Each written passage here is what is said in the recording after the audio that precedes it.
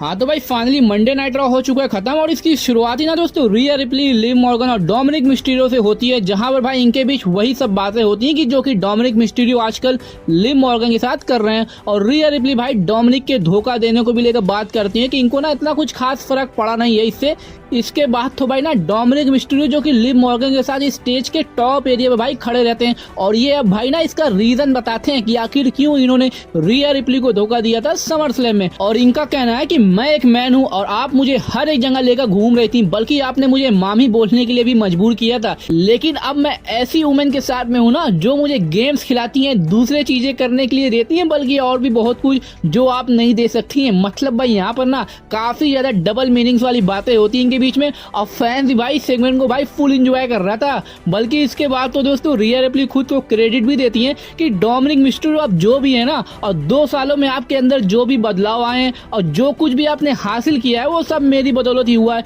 लेकिन अब आप एक मैन बनने की कोशिश कर रहे हैं। इसके बाद तो भाई डोमिनिक मिस्टीरियो को जगह ना लिव मॉर्गन का कहना है कि डोमिनिक एक मैन है और ये मेरा मैन है यानी आदमी है और रिया रिप्ली आपका एक परिवार था जो कि अब खत्म हो चुका है और डोमिनिक मिस्टीरियो मेरे हैं, वुमेन्स वर्ल्ड चैंपियनशिप मेरी है, बल्कि पूरा वुमेन्स डिवीजन ही मेरा है और आपको जो चीज पसंद थी ना वो सब की सब अब मेरी हो चुकी है। यानी भाई लिव मॉर्गन ने रिया रिप्ली से हर एक चीज छीन तो लिया है, लेकिन रिया रिप्ली का कहना है कि नहीं भाई आपने काफी कमजोर चीज ली है मेरी और आप मुझे रोक नहीं पाएंगी, क्योंकि इसके लिए आपको ना मुझे जान से मारना होगा जो कि आपकी बस की बात नहीं है। और तभी दोस्तों डोमिनिक और लिव मॉर्गन के पीछे डैमियन प्रीस्ट खड़े हो जाते हैं और ये आते भाई डोमिनिक मिस्टीरियो के ऊपर अपना पूरा गुस्सा निकालने लग जाते हैं और तभी भाई रिया रिप्ली भी आ जाते हैं और ये भाई अब लिव मॉर्गन पर अटैक कर रही है। लेकिन दोस्तों जब डैमियन प्रीस्ट डोमिनिक के ऊपर भाई अटैक करते हुए रिंग में आते हैं ना कि तभी दोस्तों कार्लिटो भाई इनके ऊपर अटैक करने लग जाते हैं, लेकिन डैमियन प्रीस्ट का ही पल्ला भारी रहता है और उसी के बाद ही दोस्तों इनका मैच भी देखने को मिलता है जो कि काफी तगड़ा मैच चलता है। वैसे भी डैमियन प्रीस्ट हारने वाले नहीं थे, लास्ट में ये कार्लिटो पर साउथ ऑफ हेवन मूव लगाकर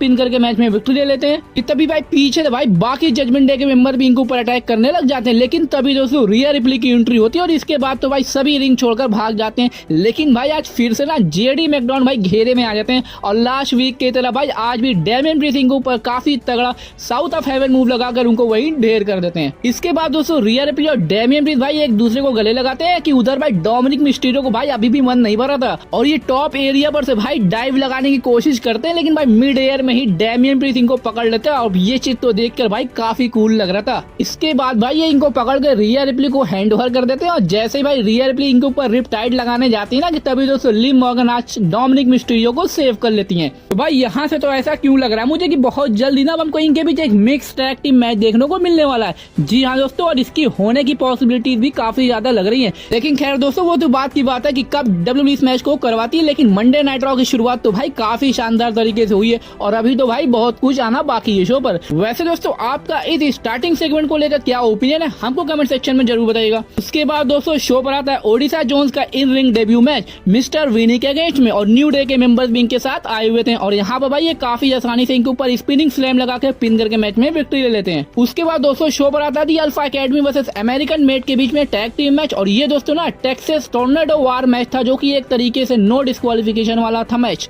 और मैच दोस्तों ये काफी तगड़ा था, बल्कि यहाँ पर तो भाई ओटिस के लिए क्राउड काफी ज्यादा इनको चीयर कर रहा था और एक पॉइंट पर तो भाई अल्फा एकेडमी इस मैच को ना जीत भी जाती है जब ओटिस इनको ऊपर कैटरपिलर लगा देते हैं, लेकिन पिन फॉल के टाइम भाई ब्रूट्स क्रीड इनको रोक लेते हैं। इसके बाद तो भाई ओटिस इनके ऊपर क्लोज लाइन भी लगाते हैं, लेकिन इसके बाद तो भाई क्रीड ब्रदर्स मैच में ना डोमिनेट करने लग जाते हैं और इसके क्लोजिंग मोमेंट पर दोस्तों आईवी नाइल भाई रिंग साइड पर मैक्सिन डुबरी पर अटैक करने लग जाती है और यहीं पर भाई अल्फा एकेडमी का ध्यान भटक जाता है और ओटिस भाई जैसे इनको सेव करने के लिए जाते हैं ना कि तभी भाई रिंग में क्रीड ब्रदर्स अकीरा को रोल अप के सारे पिन करके मैच में विक्ट्री ले लेते हैं। उसके बाद दोस्तों बैक स्टेज ना हमको एडम पीएस और ब्रॉन्सन रीड को दिखाया जाता है भाई, जहां पर भाई ब्रॉन्सन रीड एडम पीएस को वार्निंग देते हैं कि अगर इनको आज अपोनेंट नहीं मिला ना तो आज ये फिर से अपना दूसरा विक्टिम को ढूंढ लेंगे। तो भाई अब देखते हैं आखिर नेक्स्ट इनका कौन शिकार होता है आज मंडे नाइट रॉ पर। उसके बाद दोस्तों शो पर हमको रैंडी ऑर्टन और गुंथा का सेगमेंट देखने को मिलता है, जहां पर दोस्तों पहले रैंडी ऑर्टन प्रोमो कट करते हुए ये बोलते हैं ना कि 20 ईयर्स पहले ये यहाँ पर यंगेस्ट चैंपियन बने थे और वही सेम हिस्ट्री अब ये बैश इन द बर्लिन में रिपीट करेंगे 15 टाइम वर्ल्ड चैंपियन बनकर। और तभी दोस्तों वहां पर एंट्री होती है द रिंग जनरल गुंथर की और इनको देखकर ही भाई रैंडी ऑर्टन का कहना है कि आप लोग इस फोटो को देख लीजिए, क्योंकि बैश इन द बर्लिन में इस बंदे को हराने वाला हूँ और इसके बाद मंडे नाइट रॉ मेरा घर हो जाएगा। यानी भाई रैंडी ऑर्टन अगर जीतते हैं तो फिर तो ये स्मैकडाउन से रॉ पर ट्रेड हो जाएंगे। जी हाँ दोस्तों, लेकिन क्या ये जीत पाएंगे वो तो बैश इन द बर्लिन में ही पता चलेगा। लेकिन इसके बाद दोस्तों गुंथर रैंडी ऑर्टन की तारीफ करते हुए भाई ये बोलते हैं कि आप हिस्ट्री के ग्रेट स्टार हैं, लेकिन आपको इससे भी बेस्ट होना चाहिए था। लेकिन अब ये इनका एरा नहीं, यानी गुंथर का है और यहाँ पर ऐसे लोगों की जगह नहीं है जो कि खुद की फुल पोटेंशियल को यूज ना कर पाए। मतलब दोस्तों यहाँ पर एक तरीके से गुंथर ऑर्टन को याद दिला रहे थे कि इनका कोई चांस नहीं है कि ये रिंग जनरल को हरा पाएंगे। बल्कि इसके बाद तो दोस्तों रैंडी ऑर्टन खुद को इंट्रोड्यूस भी करते हैं गुंथर को रिमाइंड करते हुए कि आखिर है कौन ये। लेकिन भाई इनके पूरे सेगमेंट के दौरान भाई आरकेओ के काफी तगड़े तगड़े चेंट्स लग रहे थे। मतलब भाई फैंस को आज आरकेओ देखना था। लेकिन खैर दोस्तों लास्ट में जब गुंथर प्रिडिक्शन करने लग जाते हैं ना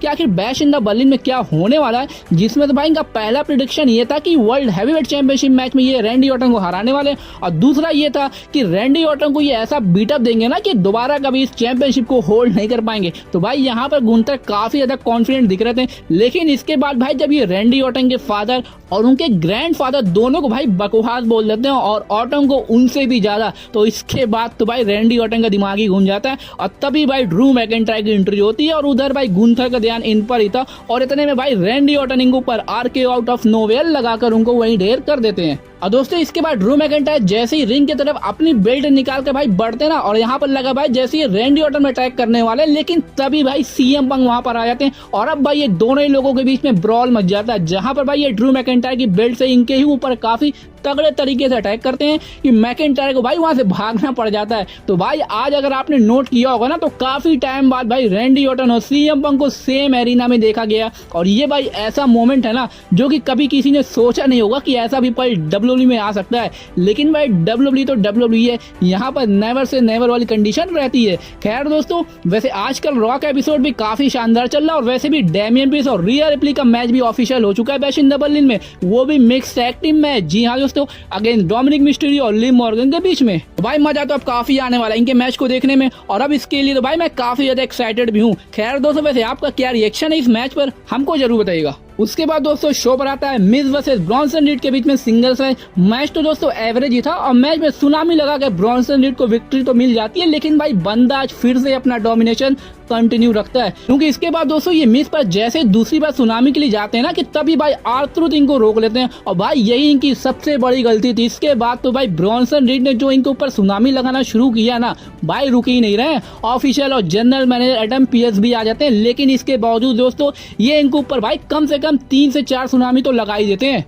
और इसके बाद तो भाई आर्थर की हालत ना कहीं से भी सही लग नहीं रही थी। यानी भाई ट्रिपल एच ने ठान लिया है कि ब्रॉन्सन रीड को भाई ये one of the most dominant superstar में से एक बनाकर ही रहेंगे। वैसे दोस्तों आपका क्या थॉट्स है ब्रॉन्सन रीड के इस बुकिंग पर, हमको जरूर बताइएगा। बल्कि दोस्तों आज तो मार्क हेनरी भी मौजूद थे ऑडियंस में अपने बेटे के साथ में और बहुत जल्दी दोस्तों इनके बेटे का भी डेब्यू देखने को मिलने वाला है डब्ल्यूडब्ल्यूई में। खैर दोस्तों इसके बाद शो पर आता है Bron Breakker versus Sami Zayn के बीच में इंटरकॉन्टिनेंटल चैंपियनशिप के लिए ना 2 आउट ऑफ 3 फॉल्स मैच। और मैच तो भाई आप खुद ही जाकर देख लीजिए भाई क्या ही जबरदस्त मैच था। शुरू में तो दोस्तों पहला पिन फॉल सैमी जैन को ही मिलता है, लेकिन इसके बाद दोस्तों ब्रॉन ब्रेकर भाई डोमिनेट करते हुए इनके ऊपर डबल स्पेयर लगाकर अपना पहला पिन ले लेते हैं। यानी भाई दोनों ही लोग अब 1-1 रेशियो से बराबरी पे हैं। और इसके बाद तो भाई दूसरे पिन फॉल के लिए ना इनके बीच भाई काफी तगड़ा एक्शन देखने को मिलता है, जहां पर सैमी जैन की तरफ से सनसेट फ्लिप पावर बम आता है, लेकिन हमको ब्रॉन ब्रेकर की तरफ से किक आउट देखने को मिलता है। इसके बाद तो भाई पूरे मैच के एंड तक ना ब्रॉन ब्रेकर का ही डोमिनेशन कंटिन्यू रहता है और ये सैमी जैन पर बेली टू बेली सुप्लेक्स लगा देते हैं।